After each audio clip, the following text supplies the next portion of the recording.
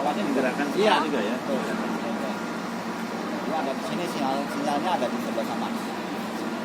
Nah kalau tiang-tiang terbentang sepanjang jalur rel kereta. Itu tiang Telkom. Jadi kita punya komunikasi namanya apa? Kereta Saunggali berangkat. Khusus untuk komunikasi kantor stasiun ke stasiun. Itu pakai kabel itu Pak. Yuk lanjut. Telkom namanya. Videoin tetap. Dan itu ada yang istimewa ya Mas Mbak ya. Jadi saya dulu keluarga tinggal di Horglis. Oh ya Horglis ya. Horglis. Nah, sementara orang tua saya tinggal di Cirebon. Itu kalau ada berita-berita emergency, kami hanya minta bantuan dengan kereta api. Ya. Jadi begitu di sini mudah-mudahan ada berita kematian, ya, keluarga, cukup di sini,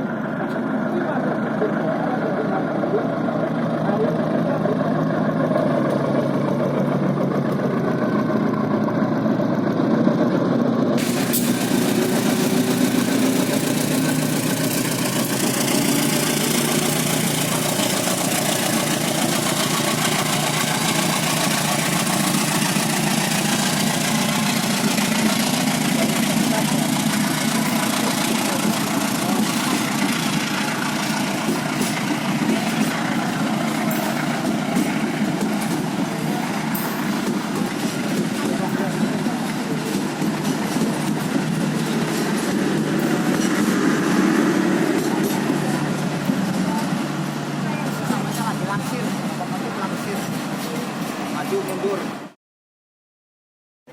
Halo teman-teman, assalamualaikum warahmatullahi wabarakatuh. Selamat pagi stasiun Cirebon.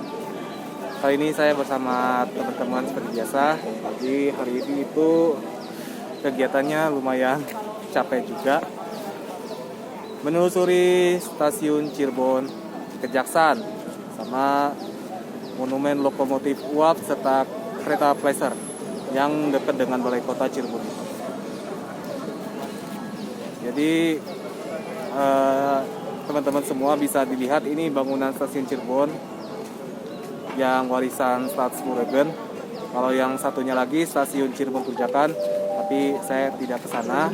Saya hanya di sini saja di stasiun Cirebon. Ini salah satu unik bangunannya warisan Belanda. Jadi bisa kalian simak video ini sampai dengan selesai di hari Minggu. Akan dijelaskan oleh Pak Sule terkait sejarah dari stasiun Cirebon, bagaimana sih stasiun Cirebon bisa sampai dengan saat ini. Nanti akan juga dijelaskan oleh Pak Imam terkait profil dari PT KAI Daob 3 Cirebon itu sendiri. Mengawali kegiatan, kepada yang terhormat Pak Imam, kami persilakan untuk memberikan sambutan pembuka. Monggo Pak. Yes, siap, terima kasih Mbak Wulan. Ya, assalamualaikum warahmatullahi wabarakatuh. Semangat pagi, selamat pagi kepada rekan-rekan peserta komunitas Cirebon History ya. Cirebon History. Selamat datang di stasiun Cirebon. Kami ucapkan alhamdulillah. Mari kita pertama bersyukur kehadirat Allah Subhanahu wa taala, karena dengan limpahan hidayah dan rahmatnya kita bisa berkumpul di stasiun Cirebon ini.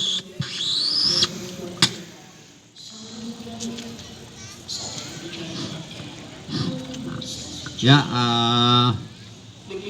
tadi kita bersyukur kepada Allah Subhanahu wa taala, kemudian salam dan salam semoga tercurah kepada junjungan Nabi besar Muhammad SAW, kepada para sahabat, pada keluarganya, dengan termasuk kita semua. Baik, saya perkenalkan, saya Imam, ada asisten manajer humas, mewakili Pak manajer humas yang kebetulan beliau sedang home pulang ke Bandung, karena kita biasanya 2 minggu sekali gantian ya. Baik, saya akan menjelaskan ini singkat profil PT KAI Daob 3 Cirebon. PT KAI Daob 3 Cirebon mempunyai itu 30 dulu awal 34 stasiun ya, yang terbentang dari selatan sampai utara, yang yang terdiri dari 4 kabupaten dan 1 kota madya yang terbentang dari wilayah Subang sampai Brebes. Dulu 34 stasiun, pada perjalanannya ditutup sebanyak 4 stasiun yang terdiri dari sebelah selatan, diantaranya Karangsuwung, stasiun Karangsuwung, kemudian stasiun Sindang Laut, kemudian di sebelah utara stasiun Kaliwedi, ya, stasiun Kaliwedi. Kemudian ada lagi stasiun Ketanggungan Barat. Nah, itu 4 stasiun yang ditutup. Kenapa ditutup? Karena menyesuaikan dengan teknologi perjalanan kereta api yang menggunakan double track dan persinyalan, menyesuaikan dengan teknologi yang ada, sehingga beberapa stasiun ditutup. Nah, ini terus Daop 3 Cirebon ini mempunyai wilayah sekitar 130 kiloan ya, yang yang jalur Jakarta itu perbatasan sampai Cikampek, yang sampai Brebes, yang utara Brebes, selatan sampai Songgom. Kemudian stasiun besar, kita mempunyai 3 stasiun besar, antaranya stasiun besar Cirebon ini. Stasiun besar ini ada tipenya, stasiun besar tipe A, dan Cirebon Perujakan juga tipe A. Nah, untuk tipe C-nya stasiun Jati Barang, itu termasuk stasiun besar ya. Untuk beberapa stasiun itu mempunyai kelas, stasiun besar, stasiun kelas 1, stasiun kelas 2. Nah, terkait stasiun Cirebon ini, pada perkembangannya mengalami beberapa renovasi menyesuaikan dengan perkembangan zaman, karena pelayanan kepada para pelanggan kereta api juga harus diutamakan, sehingga kenyamanan dan kerapian kebersihan juga harus menyesuaikan ya. Dulu stasiun Cirebon ini di depan ini dulu ada kanopi yang terbuat dari fiber sama besi. Terus pada perkembangannya untuk memperindah, mempercantik, dihilangkan kanopinya, disesuaikan dengan bangunan yang asli. Ini yang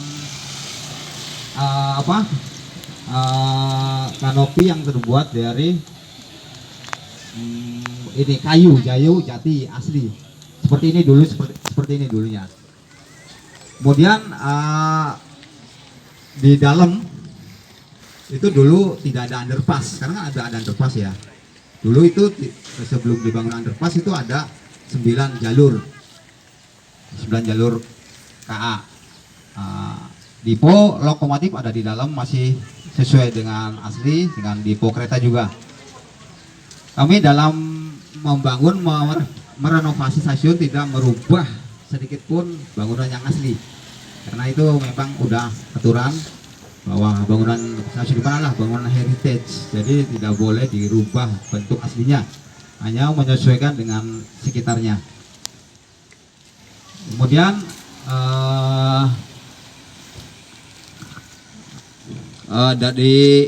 di tengah ini dulu loket stasiun, loket itu ada di tengah, ada di sebelah kiri dan sebelah kanan.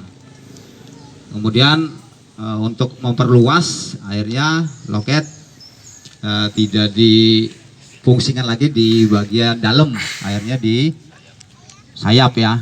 Dulu diganti sebelah sana bangunannya, loket. Kemudian baru perkembangannya pindah lagi di tengah sini ya. Dulu mah memang kita bertransformasi kereta api ini ya, semenjak di rutenya itu Pak Ignatius Jonan. Kenapa? Karena kereta api zaman dulu memang carut marut pelayanannya. Terus terang kami sebagai pekerja kereta api juga mengakui dulu itu pelayanan, dari segi pelayanan kacau balau. Iya. Ya betul seperti ini. Pokoknya penumpang itu wah bebas masuk di lokomotif, di atas gerbong. Ya. Sudah lama ini. Iya. Saya sendiri pernah mengalami karena kan saya masuk tahun 93-an ya. Ya. Dulu penumpang saya enak sendiri bayar di dalam, ngasih masuk ke dalam peron aja itu dulu ya gampang, tinggal kong-kalingkong dengan penjaganya aja ya, nggak pakai kartu juga bisa. Penumpang nanti bayar ketika kereta naik kereta, bayar di atas kepada kondekturnya. Kenapa gitu? Saya sendiri mengalaminya. Saya dulu kondektur kereta api. Ketika itu memang dulu disebutnya zaman jahiliyah. Kenapa jadinya? Karena kan situasinya kacau lah. Jadi keuntungan kereta api itu habis, penumpang penuh di dalam kereta, di atas, di dalam, di lokomotif juga ada. Nah itu karena pelayanannya nggak benar, jadi pendapatan yang masuk perusahaan hanya 30%. Nah, 70%-nya udah kemana nggak tahu. Ketika ada transportasi Pak Jonan datang itu 360 derajat dibalik sebuah sisi layanan, semua sektor-sektor ini bisnis dirubah total hingga sampai sekarang ini. Nah, sekarang ini asongan udah nggak ada, terus copet kayak peng-peng juga udah nggak ada sama sekali. Jadi sekarang alhamdulillah semua tertib, pelayanan nyaman, aman. Kami mengutamakan kepuasan kepada pelanggan. Monggo Pak Sule dipersilakan. Terima kasih. Semangat pagi. Pagi. Ya. Alhamdulillah kita bisa bertemu pada kesempatan ini dalam rangka kita menambah wawasan kita tentang kota kita ya, kota Cirebon dengan sejarahnya yang sangat panjang. Dalam kesempatan ini mungkin saya tidak akan sampaikan panjang lebar karena tentu kawan-kawan pecinta kereta api sudah orientasi ya melalui Simbah ya, Mbah Google dan sebagainya. Jadi secara garis besar sejarah kereta api Cirebon mungkin sudah bisa diakses ya. Tapi kita akan fokus pada poin-poin penting seputar kehadiran stasiun Cirebon di tengah-tengah lingkungan kita. Kita mulai dari era swastanisasi ya, era industrialisasi di Cirebon, di mana pada awal abad ke-20 Cirebon itu kebetulan karena dampak dari tanam paksa, maka muncul beberapa komoditas unggulan akibat dari perkebunan yang ada di Cirebon, utamanya adalah perkebunan pabrik gula. Dari perkebunan pabrik gula itu muncul kebutuhan-kebutuhan dasar di mana kita memerlukan pada waktu itu, mohon maaf, pemerintah kolonial dalam rangka menunjang investasi di daerah Cirebon itu membutuhkan beberapa sarana pendukung, diantaranya adalah transportasi massal. Maka kemudian pada tahun awal 900-an itu dirintis gagasan bagaimana membuka jalur kereta api dari Jakarta menuju Semarang adalah lewat Cirebon, yang pada waktu itu dirintis di sekitar 1900-an. Jadi hal ini dilakukan karena pada waktu itu memang ada tuntutan dari para pengusaha pabrik gula pada waktu itu, seperti yang di Karangsuwung, yang di Plumbon. Dulu banyak pabrik gula, Pak ya, di sini. Ada, saya boleh sebut pabrik gula Karangsuwung itu merupakan yang pertama, dan kemudian kualitas gulanya itu nomor 1 di Eropa dan Amerika.